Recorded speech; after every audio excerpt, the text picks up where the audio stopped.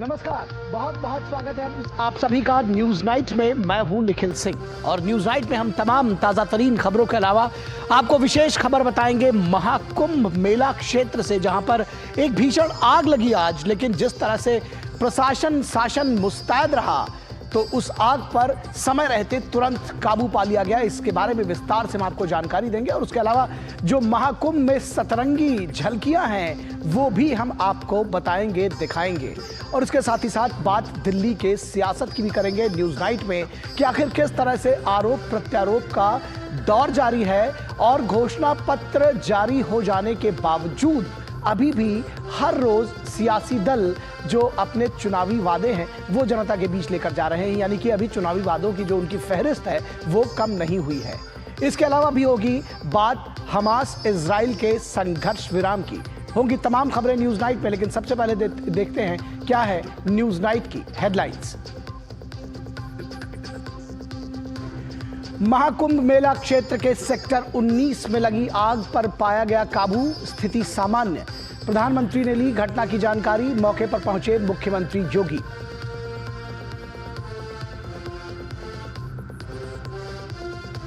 अभिनेता सैफ अली खान पर हमला करने वाला आरोपी 5 दिन की पुलिस कस्टडी में। पुलिस का दावा मोहम्मद शरीफुल इस्लाम शहजाद है, बांग्लादेश का निवासी। नाम बदलकर बीते 5 महीने से रह रहा था मुंबई में।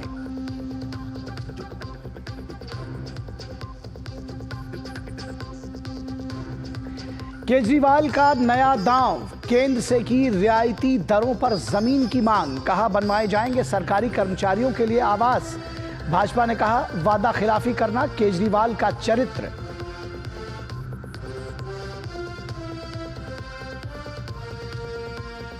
मन की बात का 118वां अंक हुआ प्रसारित। प्रधानमंत्री ने की संस्कृति, स्टार्टअप, स्पेस सेक्टर की सराहना।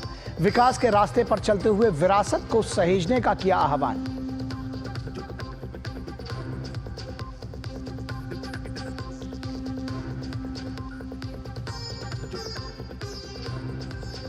और 15 महीने बाद इजराइल गाजा के बीच लागू हुआ संघर्ष विराम। हमास के चंगुल से 3 बंधकों की रिहाई के बदले में इजराइल करेगा 90 फिलिस्तीनी कैदियों की रिहाई।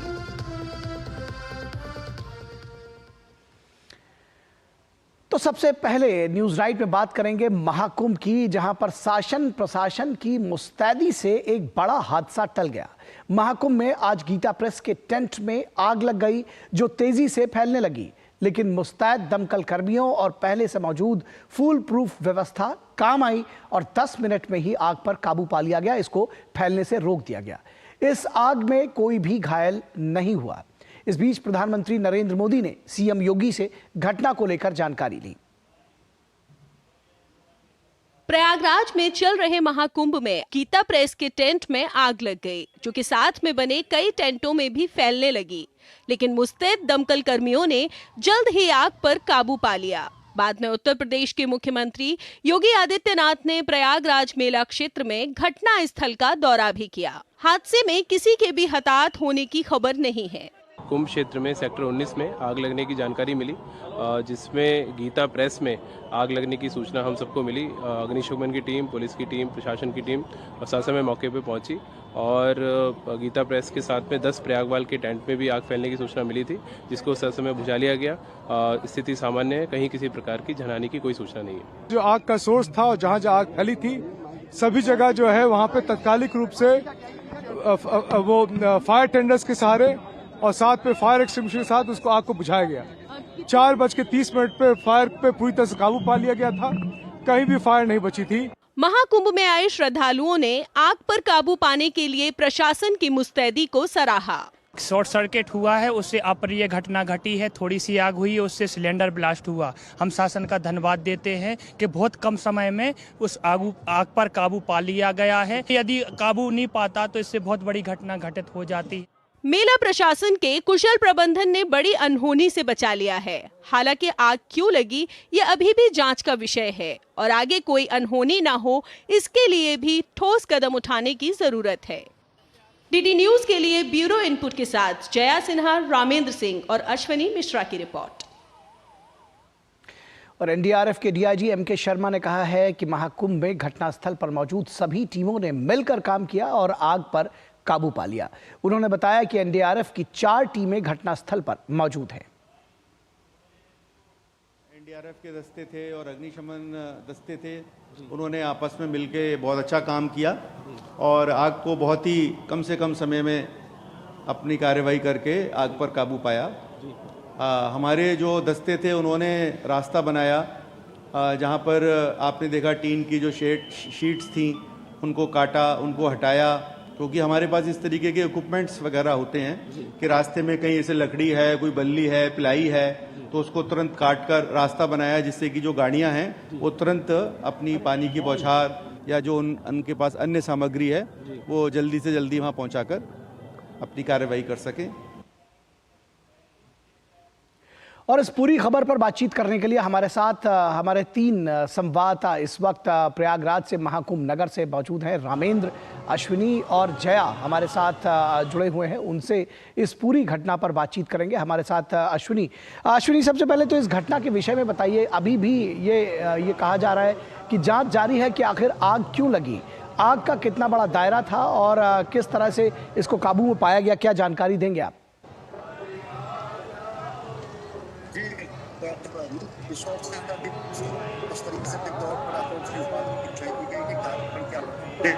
आप देखें अब से थोड़ी देर पहले अग्निशमन विभाग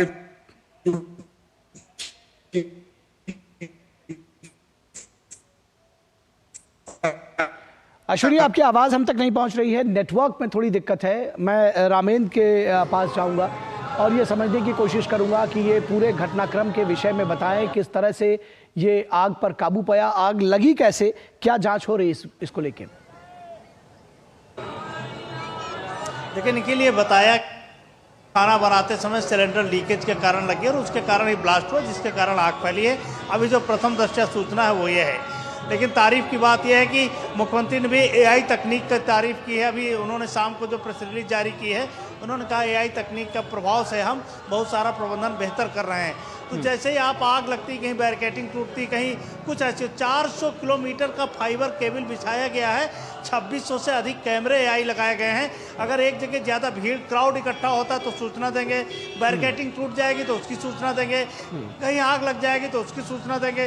तो ये जो प्रबंधन है ये काम आया, सूचना दी भी लोगों ने की और ये प्रबंधन चूँकि कंट्रोल रूम से एक साथ सबको निर्देशित किया कि यहाँ आग लगी है और तत्काल पहुंचो। उसका एडवांटेज ये हुआ कि पूरा समन्वित प्रयास था, चाहे एनडीआरएफ रही हो, एसडीआरएफ रही हो, दमकल विभाग के कर्मचारी रहे हो, पुलिस के लोग रहे हो, सब ने समन्वित प्रयास किया और एक बड़ी घटना टल गई। निखिल, ये कुंभ के लिए सौभाग्य की बात है। निश्चित तौर पर अश्विनी के पास वापस लौटते हैं। अश्विनी से हम थोड़ी देर में जुड़ेंगे, लेकिन जया के पास चलते हैं। जया, दरअसल इस घटना पर जो तुरंत काबू पा लिया गया उसकी वजह ये भी रही कि इसके पहले से जो फूल प्रूफ तैयारियां थी उसके बारे में भी बताइए। किस तरह से सेक्टर्स में बांटा गया महाकुंभ को और किस तरह से हर एक सेक्टर में, चाहे वो अग्निशमन की टीमें हो, चाहे फिर एनडीआरएफ, एसडीआरएफ हो, वो सब तैनात है। क्या जानकारी देंगे आप हमारे दर्शकों को?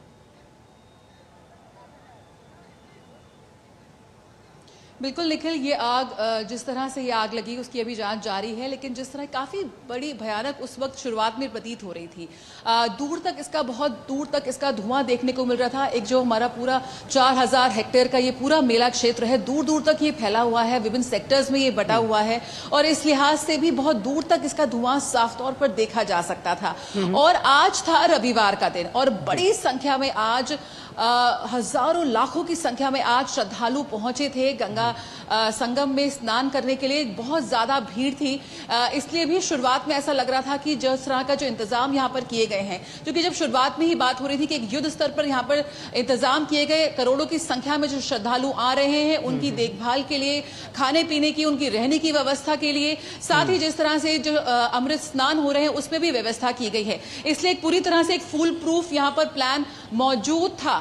आज बहुत ज्यादा भीड़ थी, इसलिए शुरुआत में ऐसा लगा कि कहीं फायर ब्रिगेड को पहुंचने में देरी हुई, लेकिन ऐसा नहीं था। जिस तरह से प्रशासन ने मुस्तैदी दिखाई, अगर हम बात करें तो फायर ऑपरेशन के लिए यहाँ पर जो तैनात किए गए थे 8 इक्वलेटिंग वाटर टावर यहाँ पर तैनात हैं, 50 फायर फाइटिंग पोस्ट यहाँ पर बनाए गए हैं, जिससे किसी भी अप्रिय की घटना या किसी भी इस तरह की घटना होती है तो उससे निपटा जा सकता है। क्योंकि बहुत ज्यादा यहाँ पर टेंट्स है, पूरी टेंट नगरी बसाई गई है, छोटे छोटे शिविर हैं, कई अखाड़े हैं, और जो कई लोग बाहर से आए हैं वो भी यहाँ पर रह रहे हैं, उन्होंने अपने छोटे छोटे टेंट बनाए हैं।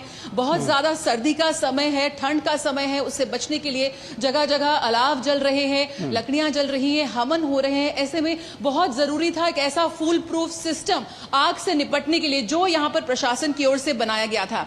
वीडियो थर्मल इमेजिनिंग जैसा एडवांस सिस्टम यहाँ पर है, जिसका इस्तेमाल बहुमंजिली और ऊंचाई वाले जो टेंट होते हैं उनमें आग बुझाने के लिए किया जाता है, और उसमें LWT से 35 मीटर की ऊंचाई तक आग बुझाई जा सकती है। और आज जिस तरह से वो आग लगी, जिस तरह से उसकी धुआं उठा, उससे लिहाज लगा सकता था कि काफी गंभीर था, लेकिन प्रशासन की मुस्तैदी और जिस तरह के फुल प्रूफ इंतजाम यहाँ पर किए गए हैं, उस लिहाज से बहुत जल्दी उस पर काबू पा लिया गया। और बहुत बड़ी बात यह थी कि किसी भी तरह के हताहत होने की, घायल होने की लोगों की सूचना नहीं मिली। जिस तरह का पूरा फायर फ्री एक पूरा क्षेत्र यहाँ पर कुंभ को बनाया गया है, 350 से ज्यादा यहाँ पर फायर ब्रिगेड जो है वो लगातार तैनात रहती है कि कोई भी सूचना मिले और वो तुरंत पहुंच जाए।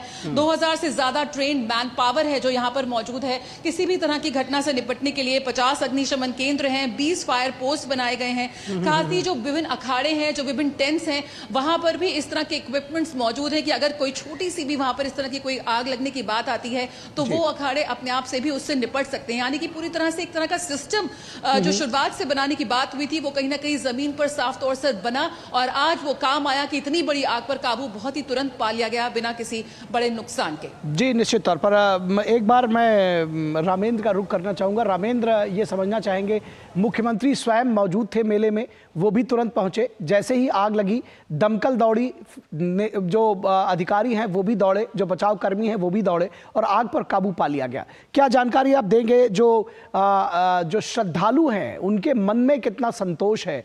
और जैसा कि बताया कि मुख्यमंत्री भी वहां मौजूद थे, उन्होंने भी इन चीजों का जायजा लिया, प्रधानमंत्री से बात भी की। देखिए, मुख्यमंत्री जहां आग लगी उससे 500 मीटर की दूरी पर मौजूद थे, एक महंत है उनके आश्रम में, और प्रमुख सचिव गृह भी उनके साथ थे। तो लगातार उन्होंने इनपुट लिया और कहा कि जो भी हो परिस्थितियां, चाहे जो हो, आग पर काबू पाया जाए और किसी की भी जनहान नहीं होनी चाहिए, मैन पावर जितना लगाना वो लगाया जाए। तो वो उनके निर्देश बड़े स्पष्ट थे कि किसी भी तरीके से घटना को आगे बढ़ने से रोका जाए। चूँकि लाख का जैसा शहर है, यहाँ टेंट है, फूस है, लाख ये पूरे कागज पर ये सब चीज़ें हैं, तो ये जलने की संभावना ज़्यादा थी, उसको रोकने के लिए बड़ी व्यवस्था की गई। लेकिन जो समन्वित प्रयास है, जिस तरह मुख्यमंत्री ने पहले से प्लान किया था, आप इस पूरे कुंभ की प्लानिंग देखिए, 1.5 साल से हो रही है, और एक एक सेक्टर को कैसे प्लानिंग की गई है, कैसे वहां तक पहुंचा जाए।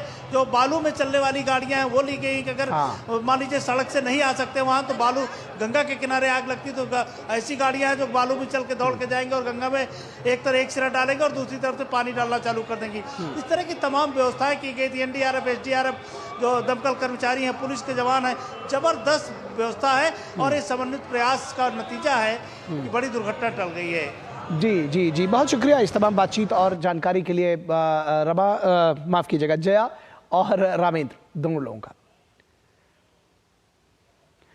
और उसके बाद आपको बताएंगे कि किस तरह से दरअसल इस पूरी घटना पर बहुत त्वरित कार्रवाई करते हुए किस तरह से काबू पाया गया। हमारे रिपोर्टर्स ने उसकी जानकारी दी, हम भी आपको उसको एक बार और बताएंगे। फिलहाल रुकेंगे एक छोटे से ब्रेक के लिए, कहीं मत जाइएगा, जल्द हाजिर होंगे। खाने में कोई स्वाद नहीं है। अरे किफायती लाल, सस्ते वाले दाल मसाले, स्वाद हुआ बेकार। इधर कीमती लाल को देखो, खाना बना कमाल। MDH की हल्दी मिर्ची धनिया करे कमाल। ये रंग दे, ये खुशबू दे, ये तीखा, ये कम पड़े। क्या निराला MDH मसाला। जब धरती चीर कर निकलता है लोहे का पत्थर और मिलता है मोंगिया के जोश से, फिर तपता है, पिघलता है और बनता है फौलाद। अब होता है सरिया सारी खूबियों के साथ। मोंगिया स्टील, मजबूत देश का मजबूत सरिया।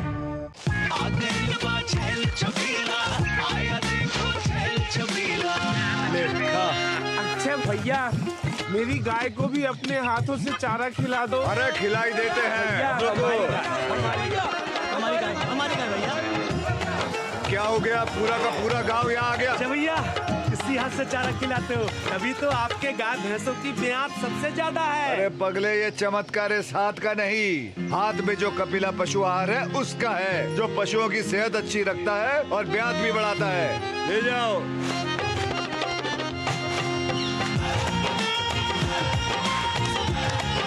कपिला, देश का नंबर 1 पशु आहार। रिटायरमेंट प्लानिंग के लिए तेरा एसआईपी के बारे में क्या ख्याल है? रिटायरमेंट अभी तो पूरी लाइफ बाकी है यार।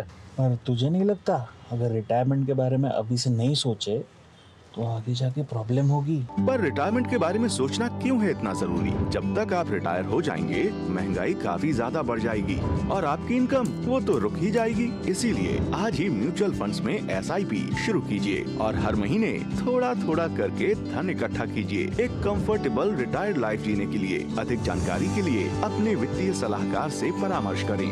LIC म्यूचुअल फंड द्वारा निवेशक शिक्षा की एक पहल। म्यूचुअल फंड निवेश बाजार जोखिम के अधीन है। योजना से संबंधित सभी दस्तावेजों को ध्यान से पढ़ें। MDH का किचन किंग किचन में हो तो हम सब कुछ बना सकते हैं। बैंगन का भरता, आलू गोभी, भिंडी मसाला और भी बहुत कुछ। MDH। ब्रेक के बाद एक बार फिर आप सभी का स्वागत है और अब खबर मुंबई से, जहां अभिनेता सैफ अली खान पर हमला करने वाले का बांग्लादेश कनेक्शन सामने आया है। बताया जा रहा है कि सैफ पर हमला करने वाला शख्स 6 महीने पहले ही अवैध रूप से भारत आया था। अदालत ने आरोपी को 5 दिनों की पुलिस कस्टडी में भेज दिया।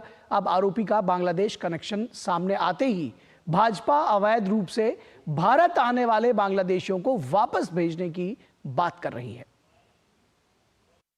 सैफ अली खान और बांग्लादेश कनेक्शन। सैफ पर हमला करने वाला अवैध रूप से आया था भारत। पुलिस का दावा, बांग्लादेश का रहने वाला है हमलावर। यह आरोपी बांग्लादेशी ओरिजिन का है। 6 महीने पहले ही भारत आया था। आरोपी का असली नाम क्या है? भारत किस मकसद से आया था? पुलिस खोल रही है एक एक तह। इस केस में एप्रोप्रिएट सेक्शंस की वाड़ की गई है और उस हिसाब से आगे का इन्वेस्टिगेशन किया जा रहा है। ये है मोहम्मद शरीफुल इस्लाम शहजाद, उम्र 30 साल, बांग्लादेश का निवासी है।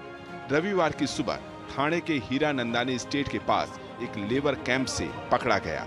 वह झाड़ियों में छिपा हुआ था और अपनी पहचान बदलकर विजय दास के रूप में रह रहा था। बुधवार की रात 2 से 3 बजे के बीच सैफ अली खान के घर में घुसकर हमला करने वाला कोई और नहीं बल्कि मोहम्मद शरीफुल इस्लाम शहजाद ही था। आरोपी सैफ के बांद्रा स्थित रिहायशी अपार्टमेंट में घुसा और 12वीं मंजिल पर पहुंचा और चाकू से सैफ पर हमले किए। सैफ जख्मी हो गए थे। ये आरोपी चोरी के इरादे से उस घर में उसने एंटर किया था और उस समय पर यह इंसिडेंट हुआ था। पुलिस के सामने अहम सवाल है कि आखिर हमलावर का मकसद क्या था? हमलावर लूटपाट करने आया था या फिर कोई और ही इरादा था? वह अपार्टमेंट की 12वीं मंजिल तक कैसे पहुंचा? उसका कोई मददगार भी था या वह अकेले ही इस वारदात में शामिल था? किसी गार्ड ने अनजान व्यक्ति को क्यों नहीं रोका? वह सीधे सैफ अली खान के फ्लैट में कैसे घुस गया? पुलिस ने इन सभी सवालों के जवाब ढूंढने के लिए बांद्रा कोर्ट से आरोपी की कस्टडी मांगी और अदालत ने आरोपी को 5 दिनों की पुलिस कस्टडी में भेज दिया है। वहीं बचाव पक्ष के वकील ने आरोपी के बांग्लादेश कनेक्शन से इनकार किया है। बांग्लादेशी का जो मामला है वो झूठ है। काफी सालों से वो यहाँ पे रह रहा है, ऐसे कुछ नहीं है। उनके पास सर्टेन डॉक्यूमेंट्स है। अब आरोपी का बांग्लादेश कनेक्शन सामने आते ही देश में सियासत भी तेज हो गई। भाजपा अब अवैध रूप से भारत आने वाले बांग्लादेशियों को वापस भेजने की बात कर रही है, तो वहीं कांग्रेस व अन्य विपक्षी दल सवाल उठा रहे हैं कि आखिर अवैध रूप से लोग भारत में कैसे आते जा रहे हैं। मैंने अभी वो लेबर कैंप की विजिट की जहां पर 3 महीना मोहम्मद शहजाद ने पनाह ली थी और इसलिए मैंने थाने पुलिस स्टेशन में अभी पर्सनल विजिट करके शिकायत की है Thane police commissioner, Mumbai police commissioner को पत्र लिया। सवाल तो केंद्र सरकार पे खड़े होंगे कि इतने बड़े पैमाने पर इतने 5-6 स्टेट को क्रॉस करके लोग महाराष्ट्र तक कैसे पहुंचते हैं, क्या करती है बीएसएफ, क्या करती है मिलिट्री हमारी, और क्या करता है केंद्र सरकार का इंटेलिजेंस डिपार्टमेंट। बांग्लादेशियों की अवैध घुसपैठ पर कांग्रेस के सवालों का जवाब दिया भाजपा नेता कैलाश विजयवर्गीय ने। उन्होंने आरोप लगाए कि पश्चिम बंगाल में ममता बनर्जी की सरकार ऐसे लोगों की मददगार बनी बैठी हुई है। बहुत सारे बांग्लादेशी बंगाल की सरकार के द्वारा घुसेड़े जा रहे हैं भारत की सीमा के अंदर, और हिंदू नाम से उनका आधार कार्ड बना रहे हैं और यहाँ आकर वो लोग क्राइम कर रहे हैं। दूसरी ओर छत्तीसगढ़ में पकड़े गए एक दूसरे संदिग्ध आकाश कनौजिया को मुंबई पुलिस ने प्रारंभिक पूछताछ के बाद छोड़ दिया है। मुंबई पुलिस के सब इंस्पेक्टर प्रदीप ने बताया कि संदिग्ध आरोपी नहीं है, इसलिए इसे छोड़ा जा रहा है। टेस्ट तो करेंगे ना, जो सस्पेक्ट हमको लगेगा। हम एक ही टीम थोड़ी है, पूरे इंडिया में टीम रवाना हुई थी। छोड़ रहे उसको जिधर जाना है, उसको जिधर जाना है उसको जाएगा। अपराध में शामिल आरोपी बांग्लादेशी हो या फिर कोई और, बॉलीवुड के अभिनेता सैफ अली खान पर हुए हमले की खबर को लेकर पूरे देश में लोगों के बीच चर्चा बनी हुई है। सवाल लोगों के भी हैं कि आखिर सुरक्षित माने जाने वाले अपार्टमेंट में वारदात कैसे हुई और वारदात का असली मकसद क्या है। फिलहाल सैफ खतरे से बाहर है और लीलावती अस्पताल में वे रिकवर कर रहे हैं। Bureau report, DD news. और अब बात दिल्ली की। दिल्ली में आरोप प्रत्यारोप की सियासत तेज है। केजरीवाल पर हुए कथित हमले और बीजेपी कार्यकर्ताओं पर गाड़ी चढ़ाए जाने को लेकर दोनों सियासी दलों ने एक दूसरे पर आरोप लगाए। इस बीच चुनावी घोषणा पत्र जारी हो जाने के बाद भी राजनीतिक दलों ने अपने वादों का पिटारा बंद नहीं किया है। केजरीवाल पर किए गए कथित हमले और बीजेपी कार्यकर्ताओं पर गाड़ी चढ़ाए जाने को लेकर दोनों ही पक्षों की ओर से खुद को सच्चा और दूसरे को झूठा साबित करने के लिए बयानों के तीर चले। नई दिल्ली सीट से बीजेपी प्रत्याशी परवेश वर्मा ने फिर दोहराया कि केजरीवाल खुद पर हमले की कहानी गढ़ रहे हैं, क्योंकि उन्होंने दिल्ली के युवाओं पर गाड़ी चढ़ाई है। परवेश वर्मा ने अपनी बात के समर्थन में सोशल मीडिया पर एक वीडियो पोस्ट किया। बीजेपी के दूसरे नेताओं ने भी आप संयोजक को झूठा बताते हुए कहा कि केजरीवाल से सवाल पूछना ही हमला हो गया है। अगर अरविंद केजरीवाल 10 साल शासन कर लिए और दिल्ली की जनता उनसे पूछती है कि अरविंद केजरीवाल जी हमें हमारे इस प्रश्न का जवाब दीजिए, तो आक्रमणकारी हो गया, उसको मारोगे। वहीं आम आदमी पार्टी भी केजरीवाल पर हमला किए जाने की बात को लेकर अड़ी रही। दिल्ली की मुख्यमंत्री ने हमलावर को परवेश वर्मा का करीबी बताया। भारतीय जनता पार्टी के गुंडों द्वारा हमला हुआ, सबने वीडियो देखा और इतने बड़े पत्थर से उनकी गाड़ी को मारा गया कि अगर वो किसी को लग जाता तो वो जानलेवा हो सकता था। दिलचस्प है कि एक दूसरे पर आरोप मढ़ने के खेल में सोशल मीडिया का जमकर इस्तेमाल हो रहा है। परवेश वर्मा ने एक्स पर पोस्ट किया कि दिल्ली की जनता जवाब मांग रही है और केजरीवाल उनके सवालों से भाग रहे हैं। चुनावों में रस्साकशी के बीच घोषणा पत्र जारी हो जाने के बाद भी केजरीवाल रोज कोई न कोई वादा कर देते हैं और बीजेपी त्वरित प्रतिक्रिया देकर उसे झूठ का पुलिंदा बता देती है। अगर सब्सिडाइज्ड, हाईली सब्सिडाइज्ड रेट पे केंद्र सरकार लैंड दे दे तो उस पे दिल्ली सरकार मकान बनवा देगी और आसान किश्तों के अंदर सरकारी कर्मचारी वो उसका पैसा भुगतान करके उसके मालिक बन सकते हैं, उन घरों के मालिक बन सकते हैं। जिस दिन तक प्रचार प्रसार खत्म नहीं होगा, अरविंद केजरीवाल रोज एक नई योजना लेकर आएंगे, लेकिन करेंगे कुछ नहीं। दिल्ली सरकार पहली बार घाटे में है, डेफिसिट में, आज तक नहीं थी। ये अरविंद केजरीवाल के काले कारनामों के कारण। मजे की बात यह है कि केजरीवाल बड़ी होशियारी से अपने वादों में केंद्र सरकार से सहयोग का नुक्ता भी जोड़ देते हैं, चाहे वे मेट्रो ट्रेन के किराए में छूट की बात हो या फिर लोगों को मकान देने की। उम्मीद है कि सच झूठ की इस सियासत में दिल्ली की जनता देख परख कर अपना फैसला लेगी। Bureau report, DD news. और यहाँ रुकेंगे एक छोटे से ब्रेक के लिए, कहीं मत जाइएगा, जल्द हाजिर होंगे। दादू, आग का तारा मतलब? बहुत प्यारा, बिल्कुल तुम्हारे जैसा। पापा ऑनलाइन फॉरेक्स ट्रेडिंग पर best offers, high returns, bonus deposit और इनाम जीतने का मौका। हाँ बैल, मुझे मार मतलब मुसीबत को बुलाना तुम्हारे पापा जैसे। आरबीआई कहता है आकर्षक ऑफर्स का लालच देने वाले अनधिकृत प्लेटफॉर्म्स पर फॉरेक्स ट्रेडिंग करना यानी अपने पैरों पर कुल्हाड़ी मारना। इसका मतलब? इन्हीं से पूछो। समझा पापा। आरबीआई कहता है जानकार बनिए, सतर्क रहिए।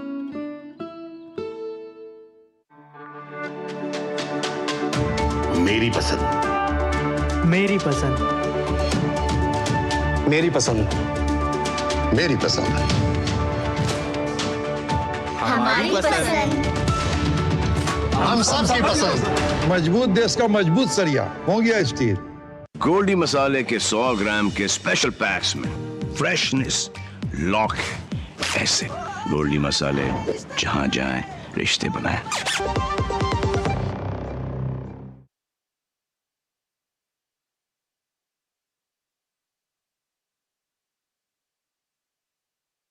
और अब बात प्रधानमंत्री नरेंद्र मोदी के मासिक प्रसारण मन की बात की। और मन की बात के 118वें अंक में देशवासियों को गणतंत्र दिवस की अग्रिम शुभकामनाएं दी। प्रधानमंत्री ने अपने संबोधन में भारतीय गणतंत्र संस्कृति के साथ साथ प्रधानमंत्री ने देश के विकास और 21वीं सदी की नई उपलब्धियों पर भी बात की।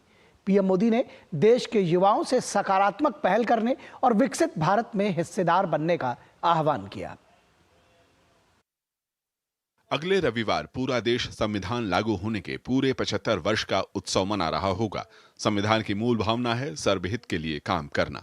प्रधानमंत्री ने मन की बात कार्यक्रम के 118वें अंक में देशवासियों को गणतंत्र दिवस की अग्रिम शुभकामनाएं दी। उन्होंने कहा कि भारत विश्व बंधुत्व और शांति में विश्वास करने वाला देश रहा है और यही है भारत की गौरवशाली परंपरा और संस्कृति। हमारी एक ही इच्छा और अभिलाषा है, वो अभिलाषा ये है कि हम संसार में सुख और शांति कायम करने में मदद पहुंचा सकें और संसार के हाथों में सत्य और अहिंसा वो अचूक हथियार दे सकें जिसने हमें आज आज़ादी तक पहुंचाया है। हमारी जिंदगी और संस्कृति में कुछ ऐसा है जिसने हमें समय के थपेड़ों के बावजूद जिंदा रहने की शक्ति दी है। अगर हम अपने आदर्शों को सामने रखे रहेंगे तो हम संसार की बड़ी सेवा कर पाएंगे। भारतीय गणतंत्र संस्कृति के साथ प्रधानमंत्री ने देश के विकास के लिए 21वीं सदी की नई उपलब्धियों को भी साझा किया। बीते दिनों अंतरिक्ष में इसरो की विशेष उपलब्धि का जिक्र करते हुए उन्होंने इसे सराहा। हमारे साइंटिस्ट ने सैटेलाइट्स की स्पेस डॉकिंग कराई है। जब अंतरिक्ष में 2 स्पेस क्राफ्ट कनेक्ट किए जाते हैं तो इस प्रक्रिया को स्पेस डॉकिंग कहते हैं। यह तकनीक अंतरिक्ष में स्पेस स्टेशन तक सप्लाई भेजने और क्रू मिशन के लिए अहम है। भारत ऐसा चौथा देश बना है जिसने ये सफलता हासिल की है। प्रधानमंत्री ने स्पेस सेक्टर में नए स्टार्टअप को आत्मनिर्भर भारत की ओर बढ़ता अहम कदम करार दिया। उन्होंने देश के टियर 2, टियर 3 शहरों में बढ़ते स्टार्टअप इकोसिस्टम को पारंपरिक सोच से आगे की उड़ान करार दिया। नागालैंड जैसे राज्य में पिछले साल स्टार्टअप्स के रजिस्ट्रेशन में 200% से अधिक की वृद्धि हुई है। Waste management, non renewable energy, biotechnology और लॉजिस्टिक्स ऐसे सेक्टर हैं जिनसे जुड़े स्टार्टअप सबसे ज्यादा देखे जा रहे हैं। ये कन्वेंशनल सेक्टर्स नहीं है, लेकिन हमारे युवा साथी भी तो कन्वेंशनल से आगे की सोच रखते हैं, इसलिए उन्हें सफलता भी मिल रही है। देश के युवाओं से प्रधानमंत्री ने विशेष रूप से सकारात्मक पहल करने और विकसित भारत में हिस्सेदार बनने का आह्वान किया। Bureau report, DD news. और यहां रुकेंगे एक छोटे से ब्रेक के लिए, कहीं मत जाइएगा, जल्द हाजिर होंगे। खाने में कुछ स्वाद नहीं है। अरे किफायती लाल सस्ते वाले दाल मसाले स्वाद हुआ बेकार। इधर कीमती लाल को देखो खाना बना कमाल। MDH की हल्दी मिर्ची धनिया करे कमाल। ये रंग दे, ये खुशबू दे, ये तीखा, ये कम पड़े। क्या निराला MDH मसाला। जब धरती चीर कर निकलता है लोहे का पत्थर और मिलता है मोंगिया के जोश से, फिर तपता है, पिघलता है और बनता है फौलाद। अब होता है सरिया सारी खूबियों के साथ। मोंगिया स्टील, मजबूत देश का मजबूत सरिया। रिटायरमेंट प्लानिंग के लिए तेरा एसआईपी के बारे में क्या ख्याल है? रिटायरमेंट अभी तो पूरी लाइफ बाकी है यार।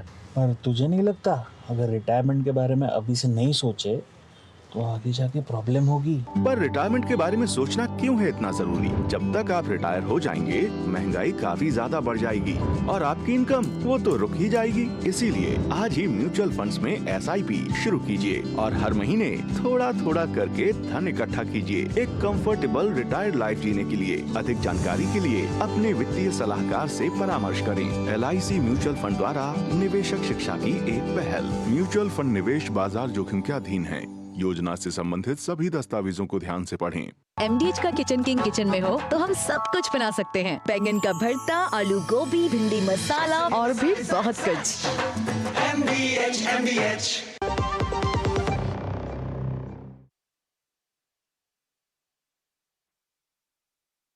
स्वागत है आपका ब्रेक के बाद। और भाजपा के राष्ट्रीय अध्यक्ष और केंद्रीय मंत्री JP नड्डा ने गुजरात के अहमदाबाद में संविधान गौरव अभियान को संबोधित किया। उन्होंने कांग्रेस पर बाबा साहब अंबेडकर के संविधान के साथ खिलवाड़ करने का आरोप लगाया। नड्डा ने अनुच्छेद 370 और 35A को लेकर कांग्रेस पर कटाक्ष किया। क्या किया जवाहरलाल नेहरू जी ने 1954 में? इसमें धारा 370 के साथ 35A ये भी जोड़ दिया। 35A और 35A में क्या दिया कि जम्मू कश्मीर की नागरिकता और भारत की नागरिकता अलग अलग होगी। जम्मू कश्मीर का नागरिक भारत का नागरिक होगा, लेकिन भारत का नागरिक जम्मू कश्मीर का नागरिक नहीं हो सकता है। अलग प्रधान, अलग निशान और अलग संविधान, ये 35A की देन है। और अब मैं बताऊंगा अच्छा संविधान अंबेडकर जी के द्वारा बनाया हुआ, बुरे लोगों ने क्या किया उसका ये किया कि 35A लगा दी और संसद से पास नहीं कराया, संसद को नहीं बताया, राष्ट्रपति से साइन करा करके कर लिया। आप देखो संसद के साथ कितना बड़ा धोखा हुआ। आज ये बड़ी संसद की मर्यादा की चिंता करने लगे हैं इनके परपोते। इनको मालूम नहीं है कि इन लोगों ने क्या क्या किया है भारत के संविधान के साथ। और बात हमास और इजराइल के बीच युद्ध विराम की। 15 महीनों की लड़ाई के बाद ये युद्ध विराम लागू हुआ है। इस बीच अमेरिका के निर्वाचित राष्ट्रपति, जिसको कहते हैं प्रेसिडेंट इलेक्ट, डोनाल्ड ट्रंप ने इजराइल को गाजा युद्ध विराम समझौते को न तोड़ने की चेतावनी दी है। मीडिया से बातचीत में ट्रंप ने कहा कि वे इजराइल और हमास के बीच संघर्ष को समाप्त होता देखना चाहते हैं और इजराइल के राष्ट्रपति बेंजामिन नेतन्याहू को वही करना चाहिए जो किया जाना जरूरी है।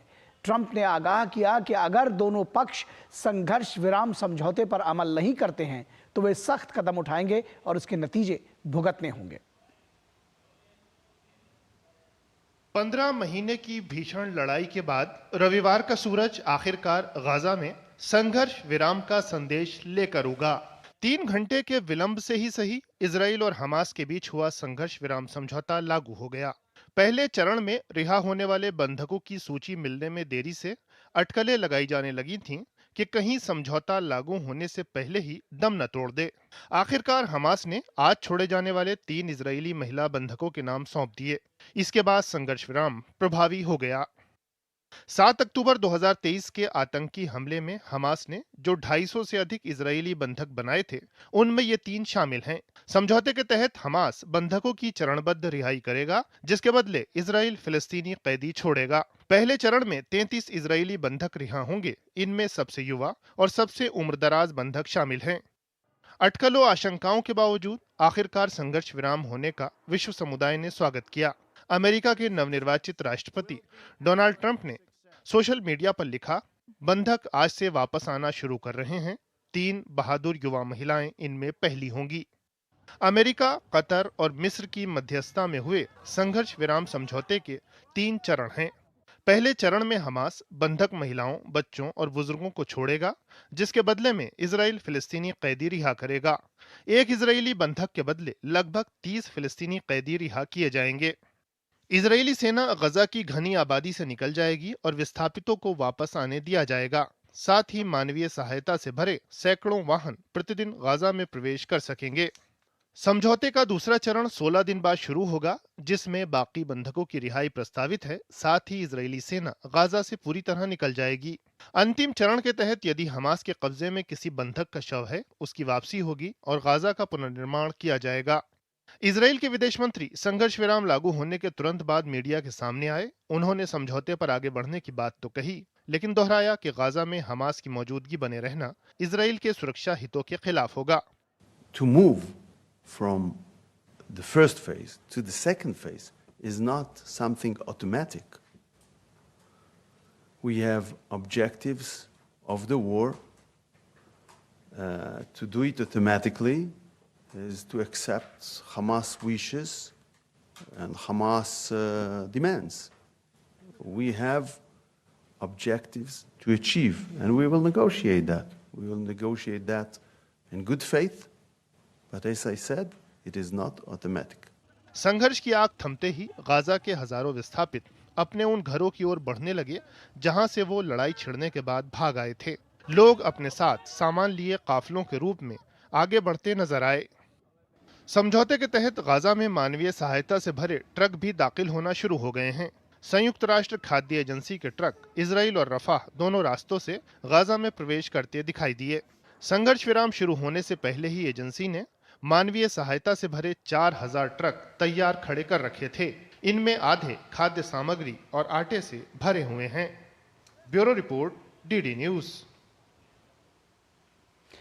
तो हमास और इजराइल के बीच में ये जो संघर्ष विराम समझौता लागू हुआ है, कितना महत्वपूर्ण है ये और इसके क्या मायने हैं, इस पर बातचीत करने के लिए हमारे साथ खास मेहमान जुड़े हुए हैं। उनसे आपका परिचय करा दें। हमारे साथ डॉक्टर खिनविराज जांगिड़, जो कि वेस्ट एशिया एक्सपर्ट हैं, ओपी जिंदल ग्लोबल यूनिवर्सिटी में से जुड़े हुए हैं। डॉक्टर जांगिड़, बहुत स्वागत है आपका। और सबसे पहले तो आपका रिएक्शन जानना चाहेंगे, किस तरह से इसको लेते हैं, कैसे इसको देखते हैं, क्योंकि 15 महीनों से ये युद्ध जारी था, या ये कहा जाए कि लंबे अरसे से इस बात का इंतजार था कि किस तरह से वेस्ट एशिया में और ये जो पूरा संघर्ष था, ये कैसे रोका जा सके। अब कैसे देखते हैं इसको? देखिए, ये बात तो बहुत दुरुस्त आपने कही कि इस डील का होना ही अपना आप में एक अहम और एक तरह से कहिए सबसे ऐतिहासिक पल है। 15 महीने की लड़ाई इजराइल ने भले ही जीत ली हो, बंदूक के सहारे और जियो स्ट्रेटेजिक लड़ाई जो उन्होंने हिजबुल्लाह और सीरिया और ईरान के खिलाफ लड़ी, पर अगर हम मुद्दा देखें कि इजराइल ने अपनी 7 अक्टूबर के बाद की लड़ाई में अपने बंदियों को छुड़ाने में बड़ी नाकामी हासिल करी। जो पहले 100-125 लोग छूटे थे वो समझौते से छूटे थे, और जो बाकी बचे 100 लोग थे वो बंदी बने रहे। अपने आप में बड़ी हैरान करने वाली बात है कि साल भर की गाजा की लड़ाई में जब गाजा में रहने लायक कोई इमारत न बची हो और इलाज के लायक कोई अस्पताल न बचा हो, उस गाजा में वो बंदी कहाँ और कैसे छुपे रहे। तो इस बात में इजराइल का मतलब एक तरह से कहिए एक सफलता भी है और एक बड़ी विफलता भी है। सफलता यह है कि उन्होंने हिजबुल्लाह, ईरान और सीरिया जैसे देशों के अंदर से हो रही अपनी सारी लड़ाइयाँ जीत ली। उन्होंने एक हद तक अपनी रीजनल हेजेमनी को वापस कायम भी कर लिया, पर एक हद तक ये भी बात कही जानी चाहिए कि पूरी तरह से हमास को मिटा पाना उनके बूते के बाहर रहा। तो एक लड़ाई इजराइल के मद्देनजर तो बहुत मतलब कहिए एक मुकाम पे आई है कि उन्होंने अब लड़ाई के बजाय समझौते की राह चुनी है। पर जो अहम बात आपने शुरू में कही कि डोनाल्ड ट्रंप की हिदायत और चेतावनी की बदौलत ये समझौता कायम भी हुआ है, ये बात सबसे अहम बात है। क्योंकि ये तो अमेरिका का क्या रोल रहा है ओवरऑल, ये भी थोड़ा हमारे दर्शकों को समझाइएगा साथ में। जी, 7 महीने पहले यही प्रपोजल होना था। जो बाइडेन ने और अमेरिका के राजनीतिज्ञों ने इसी प्रपोजल को मई में दिया था कि इजराइल ऐसा करे और हमास इस बात को कबूले। उस समय हमास ने अपनी एक अतिवादी राजनीति चलाई थी कि नहीं, हम समझौता नहीं करेंगे जब तक कि हमारा पूरा गाजा फिर से आबाद ना हो जाए या इजराइल की सेना पूरी तरह से हट न जाए। तो मेरे ख्याल से जो हमास का अतिवाद था उसको एक बहुत बड़ी ठेस इजराइल ने पहले ही पहुंचा दी थी और डोनाल्ड ट्रंप की धमकी उनको डराने वाली थी, क्योंकि इस धमकी के चलते अब गाजा के बाशिंदों को भुखमरी का सामना करना पड़ सकता है। गाजा के बाशिंदों को सर्दी और बारिश वाली सर्दी जो इन दिनों वहां होती है उनमें बिना घरों के रहना पड़ सकता है। तो मेरे ख्याल से हमास अपने आप को गाजा के बाशिंदों के बीच एक दुश्मन न बन जाए, वो वाला डर था कि नहीं अब तो बांधे, अब तो गाजा के लोगों पे बहुत ज्यादा विपत्ति आने वाली है। तो उस विपत्ति से बचने के लिए मेरे ख्याल से हमास के पास कोई रास्ता नहीं बचा था। और ये बात भी सच है कि डोनाल्ड ट्रंप ने थोड़ी अपनी ताकत का इस्तेमाल बेंजामिन नेतन्याहू पे भी किया है, जो खुद चाहते थे कि किसी तरह का समझौता इस समय हो। ठीक बात है। इसमें देखा जाए तो क्या दोनों ही पक्ष कहीं ना कहीं मजबूर रहे? जिस तरह से आपने कहा कि पहले 7 महीने पहले यही सारी बात हो रही थी लेकिन समझौता नहीं हो पाया था, और तब नेतन्याहू भी कहीं ना कहीं, इजराइल भी कहीं ना कहीं एक जिसको कहते हैं कि तनी हुई मुद्रा में था और वो उसको मानने को तैयार नहीं थे। आज क्या मजबूरी रही ऐसे दोनों ही पक्षों की? इसका हवाला मैं एक इजरायली डिप्लोमेट के जरिए देता हूँ। एक इजराइल के बड़े मशहूर डिप्लोमेट रहे हैं आबा इबान। उन्होंने अंग्रेजी में एक कहावत कही थी कि Nations and main often act wisely after exhausting all other alternatives, कि हम अक्सर समझदारी की बात तब करते हैं जब हमारी सारी मूर्खताएं या तो हार जाती है या हम अपनी सारी मूर्खताओं से वो नहीं पाते हैं जो हमें पाना है। ठीक है। तो हमास अपनी लड़ाई लड़के देख चुका है कि वो इजराइल को खत्म नहीं कर सकता, ना ईरान खत्म कर सकता है, ना हिजबुल्ला खत्म कर सकता है। ईरान, हिजबुल्ला और हमास का जो एक धार्मिक उन्माद है जी, वो उन्माद अपने आप में बहुत खतरनाक सोच वाला है कि उसमें वो इजराइल की वजूद और यहूदियों की इतिहास को कबूल करते नहीं हैं। तो वो जो एक जो सनक थी उनमें कि नहीं हम तो मतलब किसी दिन अचानक चल पड़ेंगे और हम इजराइल को खत्म कर लेंगे, वैसा हुआ नहीं। तो मेरे ख्याल से उनके हाथ में बर्बादी आई है और उस बर्बादी के सबसे बड़े मतलब दुखी लोग गाजा के बाशिंदे हैं। इजराइल का जो भ्रम टूटा है वो टूटा है अपना एक मिलिट्रिज्म जिसे कहते हैं कि सैन्यवाद, कि नहीं हम ताकतवर होंगे तो हमारे सारे सिक्योरिटी के मतलब मुद्दे सुलझ सकते हैं। ऐसा होता नहीं है। आप न्यूक्लियर पावर हैं, आप रीजनल हेजेमॉन हैं, आपका इंटेलिजेंस अमेरिका के इंटेलिजेंस से कई बार अच्छा माना जाता है, पर फिर भी देखिए आपके साथ 7 अक्टूबर की घटना हो सकती है। ठीक है, सही है। मेरे ख्याल से देखिए भारत जैसे और हम जैसे लोगों के लिए बात बड़ी समझने वाली है कि कैसे एक सैन्यवाद, एक ताकत का जो एक भ्रम है जो अक्सर हम अपने राजनेताओं में भी देखते हैं कि नहीं हमें ये कर लेना चाहिए और हमें चीन पर चढ़ाई कर लेनी चाहिए, हमें पाकिस्तान के खिलाफ ये कर लेना चाहिए। ये बात उतनी काम आती नहीं है। आखिरकार में समझौते से और जितना हो सके सहज होके अगर दूसरे की स्थिति को कबूल किया जाए उसी से बीच का रास्ता निकलता है, वरना तो मतलब ये बर्बादी दोनों ही तरफ हुई है। ठीक बात है। वार्ता की मेज पर ही देखिए तो ज़्यादातर जो चीज़ें हैं वो सुलझती हुई नज़र आती है। और एक चीज़ और आपने देखा कि अभी जिस तरह से कहा गया कि ये 3 चरणों में होगा समझौता, अभी इजराइल के विदेश मंत्री को सुना, उन्होंने कहा ये पहले चरण से दूसरे चरण में जाना ऑटोमेटिक नहीं होगा और ना इतना आसान होगा, और ये भी कहा कि हम अभी नेगोशिएट करेंगे। तो कैसे देखते हैं कि ये जो समझौता है लागू हो गया उसी तरह से चलेगा या अभी इसमें कुछ ना कुछ हिकअप्स हैं? देखिए ये लंबी राह है, ये समझौता बड़ा लंबा चलने वाला, 2 से 3 महीने। तो इसमें जाहिरन तौर पे सबकी फिक्र ये है कि एक पहल से दूसरे पहल तक में ये अपने आप तो नहीं जाएगा जब तक कि इन दोनों पार्टियों को साथ लेके इनके दोनों डर भी सुलझने चाहिए और इन पर दबाव भी बनना चाहिए। इजराइल के विदेश मंत्री ने जो बयान दिया है ना, वो बयान इस मद्देनजर दिया है कि गाजा में आज बड़ा जश्न मना है। वहां खाने की भली कमी हो पर वहां आतिशबाजी हुई है। वहां हमास के लड़ाके जो बचे कुचे थे वो जीपों में निकल के अपनी बंदूकें लेके दिखते हैं। जी। गाजा के अंदर अगर हमास कहता है कि देखिए हमने इजराइल को मजबूर कर दिया समझौते के लिए, तो इजराइल उस स्थिति में नहीं आना चाहता कि हमने बस अपनी हामी भर दी और अब हम और दबते जाएंगे। ख्याल से जब तक इजराइल के बाशिंदे नहीं छूटे तब तक इजराइल बड़ी मतलब एक तरह से कहिए कि उनके ऊपर पूरा जोर है कि वो हमास को एक तरह से मतलब दरकिनार नहीं कर सकते। जी। आने वाले दिनों में दोनों ही पार्टियों की तरफ से अतिवादी नेता अतिवादी बोल बोलेंगे। वो उनकी मजबूरी भी है और वो दूसरे वाले की वजह से भी है। हमास ने कतई समझौते, आपसी शांति या इजराइल के वजूद या अंतर्राष्ट्रीय कानून की किसी बात को नहीं माना है। तो हमास किसी वादे पे मतलब खरा उतरे, ये तो मतलब मानना बड़ा फिजूल है। जी। तो डर ये है कि कौन पहले मतलब इस डील को खराब करेगा। और सबसे बड़ी खुशकिस्मती यही कि डोनाल्ड ट्रंप का बड़ा हट है कि ये डील अब कायम रहे ताकि वो सऊदी अरेबिया तक बात को ले जा पाए। जी जी, निश्चित तौर पर एक बात और समझना चाहेंगे।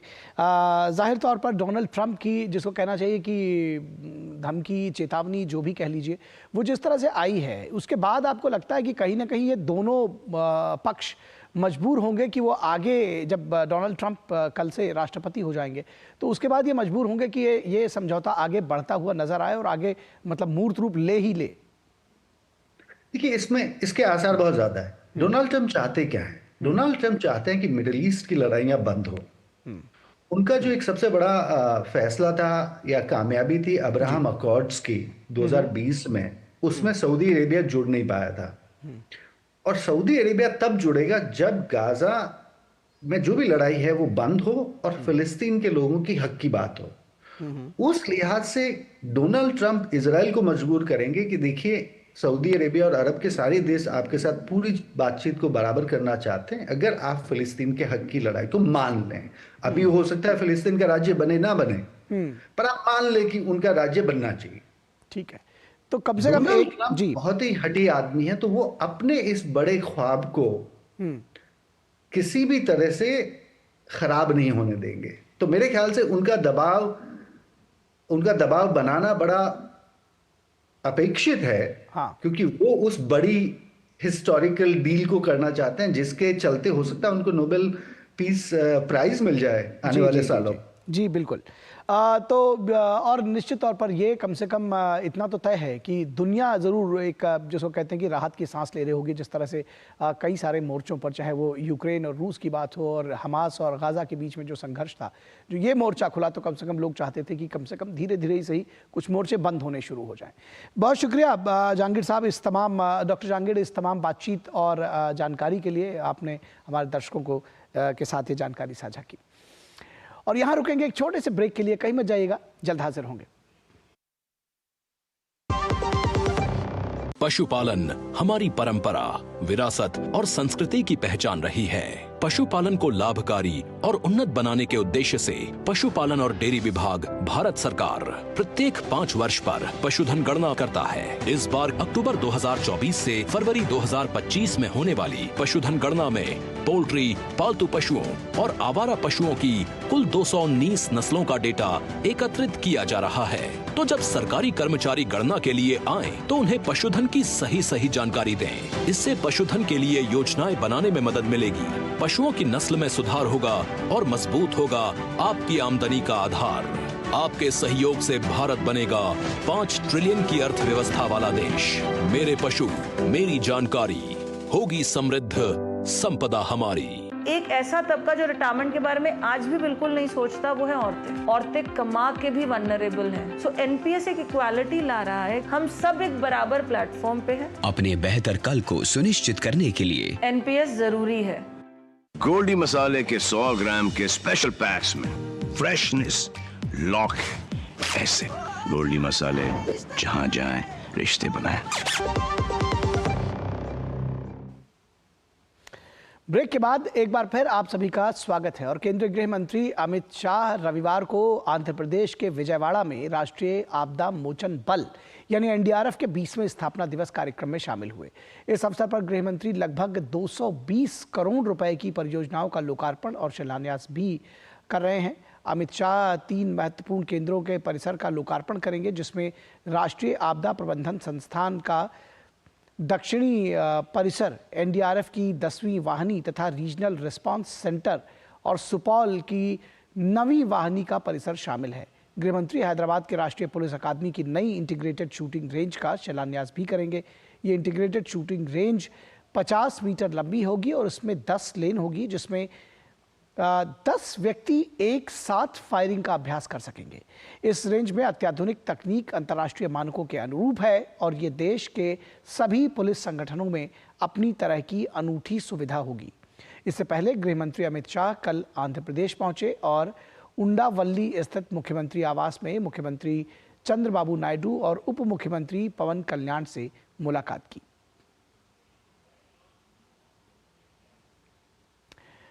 और बात संभल से जुड़ी हुई खबर है। संभल हिंसा मामले में यूपी पुलिस ने कड़ी कार्रवाई और बड़ी कार्रवाई करते हुए रविवार को हिंसा में शामिल 10 और उपद्रवियों को गिरफ्तार कर लिया है। पुलिस ने गिरफ्तार आरोपियों से लूटे गए 15 कारतूस के खोखे, एक पिस्टल सहित कई जिंदा कारतूस भी बरामद किए हैं। इस मामले में पुलिस ने अब तक 70 आरोपियों को गिरफ्तार किया है और उनको जेल भेजा है, जबकि फरार अन्य आरोपियों की तलाश लगातार जारी है। आपको बता दें कि संभल में बीते साल नवंबर 24 को शाही जामा मस्जिद के सर्वे के दौरान जमकर बवाल हुआ था, जिसमें पथराव, फायरिंग और आगजनी हुई थी, जिसमें 5 लोगों की मौत भी हो गई थी, जबकि 29 पुलिसकर्मी घायल हो गए थे। मामले में समाजवादी पार्टी के सांसद जियाउर रहमान बर्क और समाजवादी पार्टी के विधायक इकबाल महमूद के बेटे सुहेल इकबाल सहित 40 लोगों को नामजद किया गया था और 2750 अज्ञात के खिलाफ केस दर्ज किया गया था। पुलिस इस मामले में 60 लोगों को पहले ही जेल भेज चुकी थी। तो आज 10 लोगों को गिरफ्तार किया, कुल मिलाकर 70 लोगों को पुलिस अब तक गिरफ्तार कर चुकी है। 10 अन्य अभियुक्तों की गिरफ्तारी की गई है। इस प्रकार घटना में अभी तक 70 अभियुक्तों की गिरफ्तारी की जा चुकी है। आज गिरफ्तारशुदा अभियुक्त मुल्ला अफरोज पुत्र अफसर निवासी हुसैनी रोड थाना नखासा यह अभियुक्त सारी सटा गैंग का सक्रिय सदस्य है एवं वाहन तस्करी एवं शस्त्र तस्करी से यह और इसका गैंग जुड़ा हुआ है। अभियुक्त के कब्जे से आला कत्ल, 1 अदद पिस्टल 32 बोर एवं 3 अदद जिंदा कार्टेज 32 बोर के बरामद किए गए हैं। और बात महाकुंभ की। दिव्य भव्य महाकुंभ में किस तरह से आस्था की डुबकी लगा रहे हैं श्रद्धालु, और महाकुंभ में देश से ही नहीं बल्कि विदेशों से भी बड़ी संख्या में जुट रहे हैं श्रद्धालु और इस समागम को और भी आकर्षण और भी अनोखा बना रहे हैं। महाकुंभ में आस्था के कई रंग नजर आ रहे हैं और कहीं आपको साधी सन्यासी दिखेंगे तो कहीं आपको आम जनता दिखेंगी। तो हर आमजन इस वक्त हर हर महादेव के उच्चार के साथ महाकुंभ में समागम कर रहा है।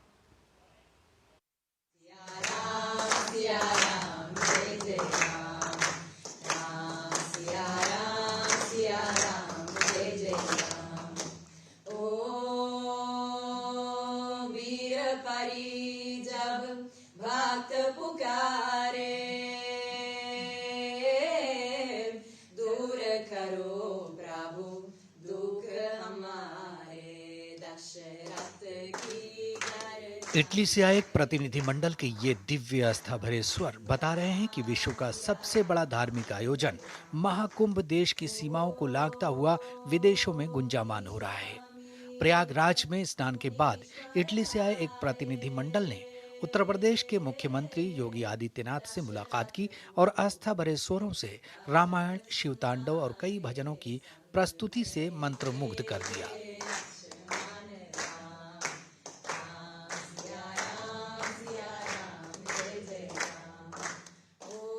दिव्य महाकुंभ में आस्था का स्नान जारी है। राजस्थान के मुख्यमंत्री भजनलाल शर्मा ने संगम में पवित्र स्नान किए। इस बीच व्यवस्थाओं को लेकर उत्तर प्रदेश के मुख्यमंत्री योगी आदित्यनाथ ने महाकुंभ मेले का हवाई सर्वेक्षण किया।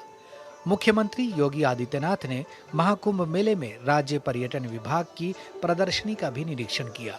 सीएम योगी ने आध्यात्मिक कथावाचक मुरारी बापू के पंडे में कथा में भाग लिया। मुख्यमंत्री ने कहा कि प्रशासन के सभी लोग महाकुंभ के लिए पीएम मोदी के विजन को पूरा करने के लिए काम कर रहे हैं। उन्होंने बताया कि आगामी अमृत स्नानों के लिए तैयारियां भी की जा रही हैं।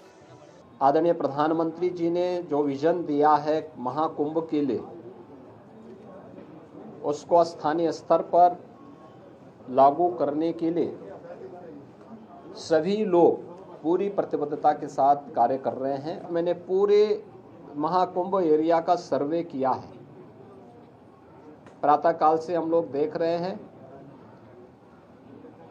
यहाँ पर जो लोग आज संगम तट पर स्नान करने वाले श्रद्धालुओं की संख्या और यहाँ पे रहने वाले कल्पसंतों, कल्पवासियों और अन्य संस्थाओं से जुड़ी हुई पूरी संख्या को अगर हम देखेंगे तो यह बढ़ कर के लगभग 1 करोड़ से अधिक लोग आज के समय में यहाँ पर मौजूद हैं।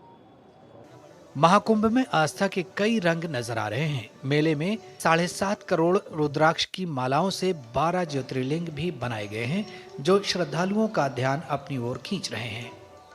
Bureau report, DD news. तो न्यूज नाइट के आज के अंक में बस इतना ही, हम आपसे विदा लेंगे, लेकिन चलते चलते एक नजर डालेंगे आज के देश की कुछ अन्य महत्वपूर्ण खबरों पर फटाफट अंदाज में। तो आप देखिए इन खबरों को, हमें दीजिए इजाजत। नमस्कार। केंद्र सरकार ने किसानों की मांगों पर चर्चा के लिए 14 फरवरी को चंडीगढ़ में बैठक करने की घोषणा की है। केंद्र की इस घोषणा के बाद किसान नेता जगजीत सिंह डड्डेवाल चिकित्सा उपचार लेने के लिए सहमत हुए, जिसके बाद अस्पताल में उनका इलाज किया जा रहा है। उपराष्ट्रपति जगदीप धनखड़ ने लक्षद्वीप के 3 दिवसीय दौरे के आखिरी दिन स्वयं सहायता समूहों के सदस्यों और लाभार्थियों के साथ बातचीत की, जिसमें सरकार की योजनाओं के लाभार्थी भी शामिल थे। उपराष्ट्रपति ने लक्षद्वीप के लोगों के कल्याण, विशेषकर महिला सशक्तिकरण की दिशा में तेजी से किए जा रहे प्रयासों की सराहना की। बिहार सरकार में मंत्री विजय कुमार चौधरी ने कांग्रेस नेता और लोकसभा में नेता प्रतिपक्ष राहुल गांधी पर तीखा तंज किया है। विजय कुमार चौधरी ने कहा है कि राहुल गांधी के पास अपने बयानों से खुद को हास्यास्पद बनाने की अद्भुत कला है। उन्होंने कहा कि बिहार के जातीय गणना के शुरू होने से लेकर आंकड़े जारी होने तक कांग्रेस पार्टी ने इसका समर्थन किया था। कटिहार के अहमदाबाद में गंगा नदी में नाव डूबने से 3 लोगों की मौत हो गई। नाव में कुल 17 लोग सवार थे। शिमला के कोटखाई में हिरासत में मौत मामले में 1994 बैच के आईपीएस जहूर हैदर जैदी समेत 8 पुलिसकर्मियों को सीबीआई की अदालत ने दोषी पाया है। सभी दोषियों की सजा पर फैसला 27 जनवरी को आएगा। जुलाई 2017 में एक छात्रा लापता हो गई थी। 2 दिन बाद जंगल से उसका शव मिला था। 55वें विश्व आर्थिक मंच की वार्षिक बैठक 20 से 24 जनवरी को स्विट्जरलैंड के दावोस क्लोस्टर्स में होने जा रही है। इस बैठक में भारत की उल्लेखनीय प्रगति पर फोकस रहने की संभावना है। WEF 2025 की थीम बुद्धिमान युग के लिए सहयोग रखी गई है। भारतीय महिला टीम ने नेपाल को फाइनल मुकाबले में हराकर पहला खो-खो विश्व कप का खिताब अपने नाम कर लिया है। रविवार को दिल्ली के इंदिरा गांधी इंडोर स्टेडियम में खेले गए इस मुकाबले में प्रियंका इंगले की अगुवाई वाली टीम ने नेपाल को 78-40 के अंतर से हरा दिया।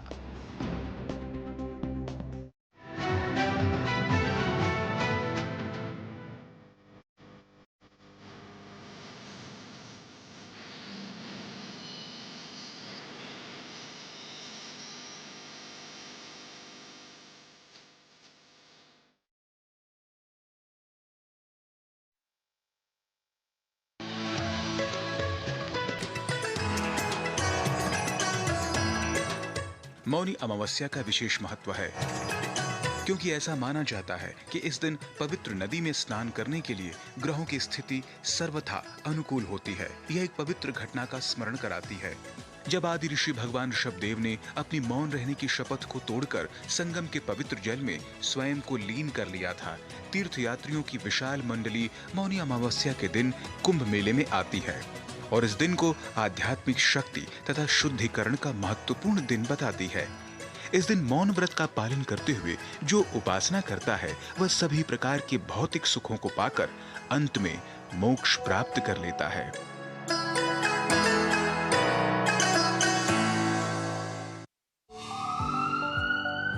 स्वास्थ्य से जुड़ी महत्वपूर्ण बात, देश के प्रख्यात विशेषज्ञों के साथ कैसे हो रोग के लक्षणों की पहचान। यदि आप हैं किसी रोग से परेशान, फोन और ईमेल के माध्यम से पूछें अपना सवाल।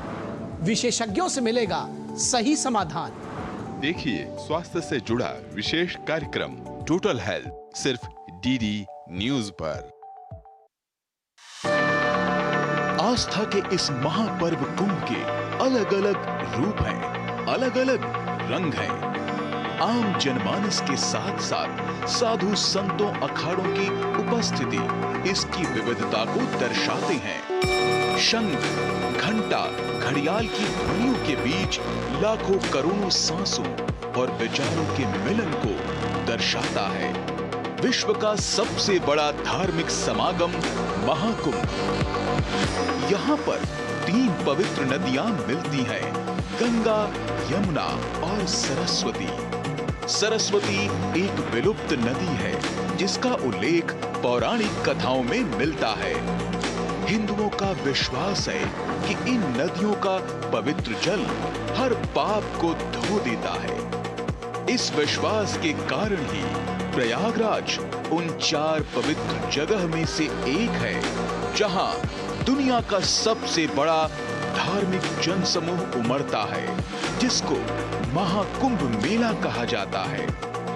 महाकुंभ मेला हर 12 साल बाद यहाँ पर मोक्ष की खोज में निकले लाखों करोड़ों श्रद्धालु यहाँ पर इकट्ठा होते हैं और अपनी श्रद्धा भक्ति द्वारा इसे धार्मिक उत्सव बना देते हैं। संस्कृति का संगम, शांति का सागर और मोक्ष का द्वार महाकुंभ।